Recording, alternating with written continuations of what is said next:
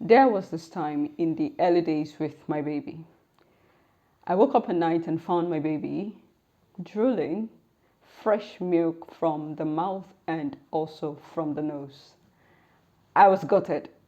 Frankly, I wasn't expecting it. I was so scared, thinking what has gone wrong. And then, well, I quickly put him to recovery position, wiped him, cleaned him up, and what could have gone wrong was what was going on in my head. Now, these might be some of the problems you have been facing as a parent. There are quite a lot of problems or challenges we face with our babies. So today I will be talking about common baby problems and how to deal with them. So, talking about common baby problems and how to deal with them, the first thing I'm going to be talking about today is common cold. As the word sounds, common, quite, right? I mean, it's quite common for babies to have common cold. And just to check with you, how did you feel the first time you heard your little baby sneeze? I bet you felt, oh my God, what's going on? What have I done wrong? Now, the thing is, I need you to know that babies have immature thermoregulatory system. Now, just before you bug your mind what's going on, what's that? It simply means your babies or babies between 0 and 12 months actually lack the ability to control their body temperature like you can as an adult. So it takes about, they start developing this around 9 to 12 months of their age. Now, they rely on you basically to dress them appropriately for the weather. If the weather is too cold, you probably want to dress your baby with more layers to keep them warmer. And if the temperature is probably hot, you want to dress your baby in lighter dresses to accommodate the heat. Now the thing is, to check if your baby is cold or hot, the places to check for cold is touch the tip of their nose, the tip of their ears, their hands, their legs, their feet. If these areas are cold, your baby is probably exposed to cold and might soon catch a common cold. Yeah, that happens. And to check if your baby is probably too dressed or overly dressed and you need to take off some layers is to check if they are sweating around their neck area. Touch it, does it feel hot and sweaty? And sometimes some babies also sweat around their heads. You might want to take up the calf, just remove layers to help your baby accommodate the temperature. Now, as the extreme cold can be really deadly and dangerous for your baby, so is extreme heat for babies. Now, to prevent common cold, what are the things you need to do? Like I said, you need to dress your baby appropriately. But if you do not dress them appropriately, they might just be exposed to cold. And before you know it, they are sneezing. When your baby already catches a cold, what do you do then? Yeah, maybe that's why you're watching this. I'm just going to advise or encourage you to give more breastfeeding. Fluids work perfectly fine for colds. The same way it works in adults, it does the magic with children, hydrating them appropriately. Dress them just suitably for the temperature as well. Not too cold and not too hot. Just keeping them always in check. Now, just before I go, the next thing I need you to know is when your baby begins to attend a crèche, your baby is likely to develop common cold and cough. In fact, perhaps some infection as well. You might just be seeing signs of that. They're running higher temperatures and all that. That is quite normal or common with babies attending crèche. So if you're very much concerned, please follow your instincts and go see your doctor. So the second thing I'm going to be talking about is kissing babies on their lips. Yeah, you're probably thinking, what has that got to do with common baby problems?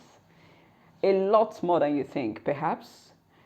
You know how babies have low immunity system?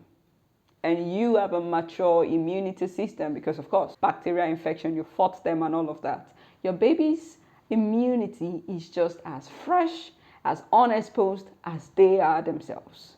When you begin to kiss your baby mouth to mouth, you are exposing your child. Perhaps you have a cold, which is not yet reflecting, or you're not aware you're a carrier of cold, some bacteria or some infection or some flu, or even virus, kissing your baby on the lips gives your baby a higher risk of getting that infection from you. You also need to watch out, of course, for strangers or neighbors or whomever they are coming along to carry your babies and are trying to kiss your babies.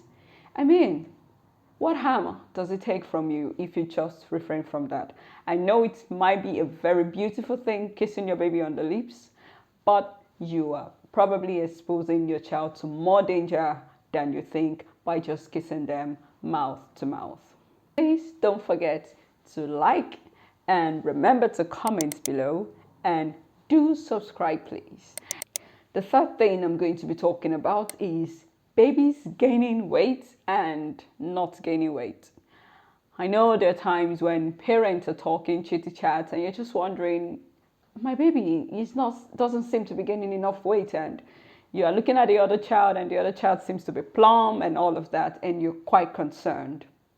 Before you begin to bog your mind too much about what's going on, I'm just going to ask you to check two things with your baby. Your baby, I mean. Is your baby having enough wet diaper? Nappies, are they wet regularly? Is it yes? Good. Has your baby been diagnosed of any developmental problem? Is it a no? Then I bet you're fine. So, bogging your mind about your baby is not gaining enough weight or your baby is seeming to getting too much weight, if your baby is producing enough wet diapers and no diagnosis, no concerns about developmental issues, then you have no problems, as babies are different. What you might just need to check out for is how you breastfeed your baby. Has your baby completely emptied the breast? Now, how to check that is if it is soft to touch. Very soft, it tells you your baby has had everything and every nutrient your baby should get from that breast milk. And one last thing I want you not to be bothered about is what you're eating affecting your baby. No, it probably affects you, but not your baby. So your baby will gain enough weight or adequate weight as required on his meal. The fourth problem I'm going to be talking about is teething problems. Yeah, with this.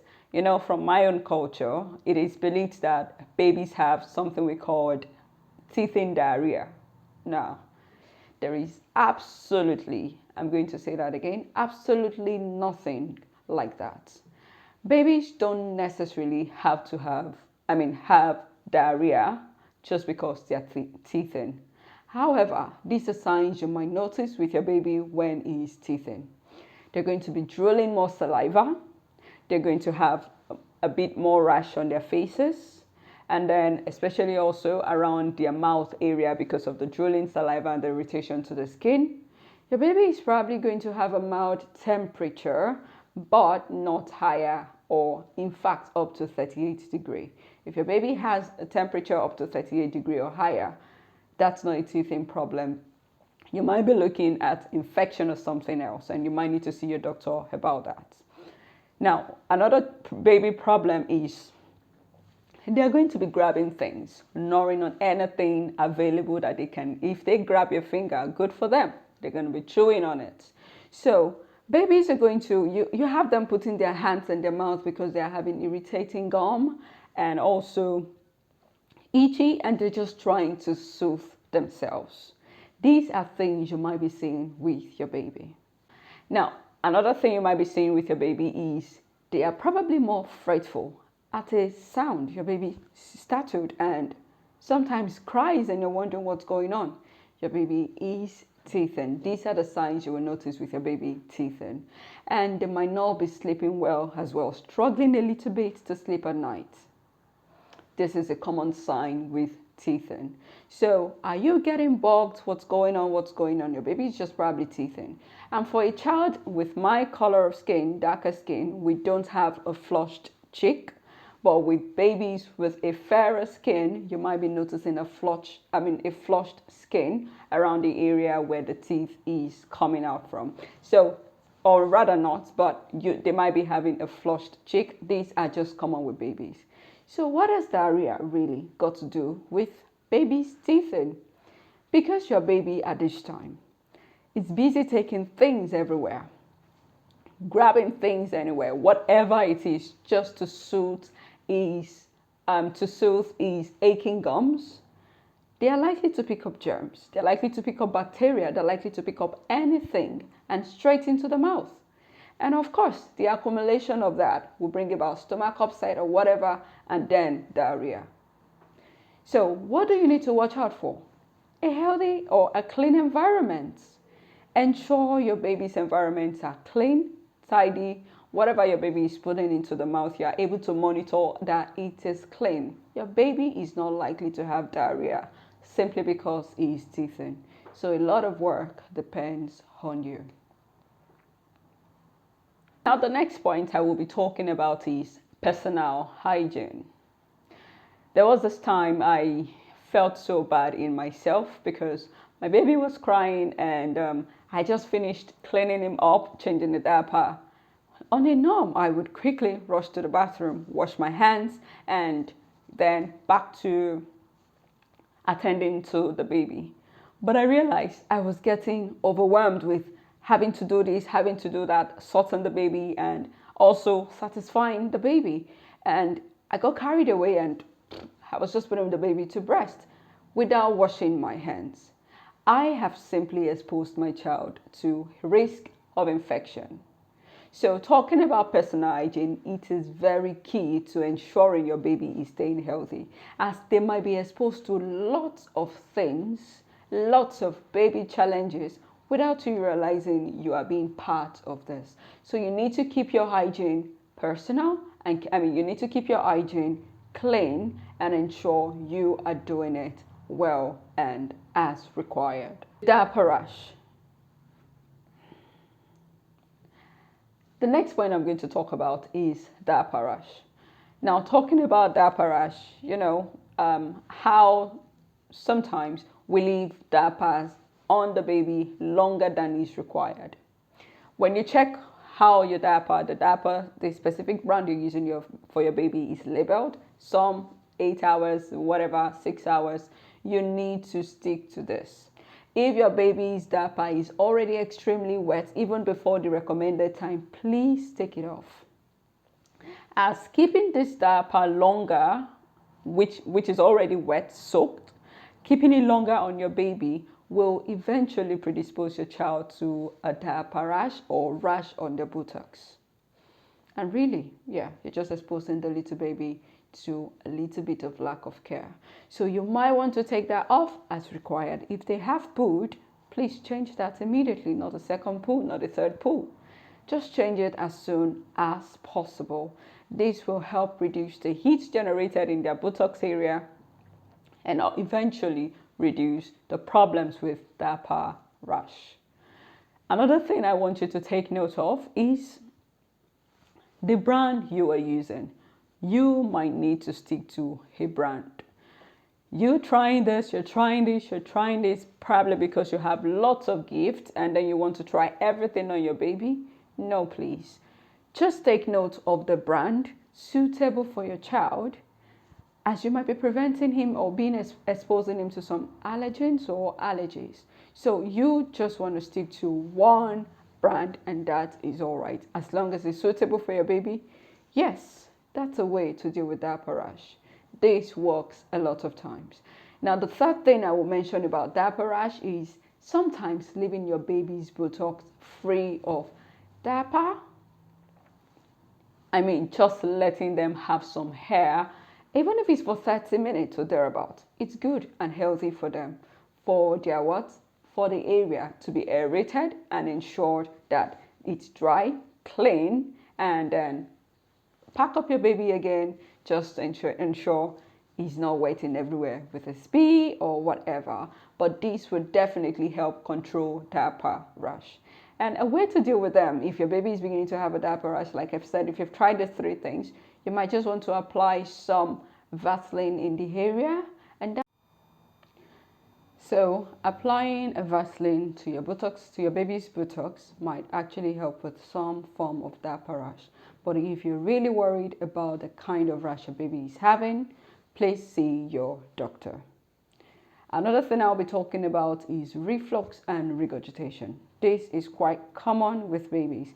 A simple one is when your baby is bringing up the thick, white, smelly milk. Yeah, that thick one. That's quite common, but it's normal with babies, okay? But this was what got me really gutted. I was really scared the first time I saw this. I was lying down in the first early days of my baby, lying down and breastfeeding my baby. And then I woke up suddenly at night to see my baby bringing out fresh milk from his mouth and also the nose. And I was like, what's going on? Is he still fine? Is he still breathing? Yes, he was. The only thing was, because I had breastfeed lying down, I had exposed him to what? A easy way to just get him really disturbed. And to say, I cleaned him up, of course. I put him in the recovery position, cleaned him up, dry, good, ensured it was fine. This happened twice, really, during this time, but I learned it not to breastfeed my baby while lying down. So I had to sit up, regardless of how uncomfortable it was, how sleepy I could be. I had to sit up to breastfeed and ensure my baby burps. Yes, your baby needs to burp before you, not just burp, you also have to ensure adequate time, nothing less than 30 minutes before you put your baby down to sleep. Sometimes your baby might have to still stay in the sitting upright position for 1 hour more before you put your baby down to sleep. But ensure your baby burps before putting your baby to sleep. Otherwise, you will be having regurgitation and reflux issues by lying your baby just immediately after feeding. So these are some of the common problems and dealing with them with babies, okay? Now the next thing I'm going to talk about is constipation. Babies do get constipated at some point. So for my baby, when we was having constipation, one of the things we had to do was lying flat on the bed and massage tummy side to side. We had to give his stomach a nice massage back to back. I mean, round and round. This was able to help his his gut, and also help pass his stool easily. Another thing to do is to pick up your baby's leg like cycling motion and begin to cycle the legs. So just put him lying flat and then pick up the legs and put them in cycling motion. This also has this magical way, which is often recommended for babies with constipation. You might want to try that as well with your baby. What you eat and what you don't eat really might have effects on your baby being constipated in just a little way, okay? But you might want to take note of what you eat that is making your baby scream, cry when they are probably passing their poo, or what makes your baby's poo seem harder. You want to check those things and reduce them. So these are partly some of the things that might help your baby and reduce constipation. If you have enjoyed this section with me today, I'd like you to please like, and don't forget to comment in the comment section below. Do subscribe and press the notification button just to ensure you get the notification when we have more videos. Until next time, it is Spirit, Soul and Body with Omobola. See you next time. Bye.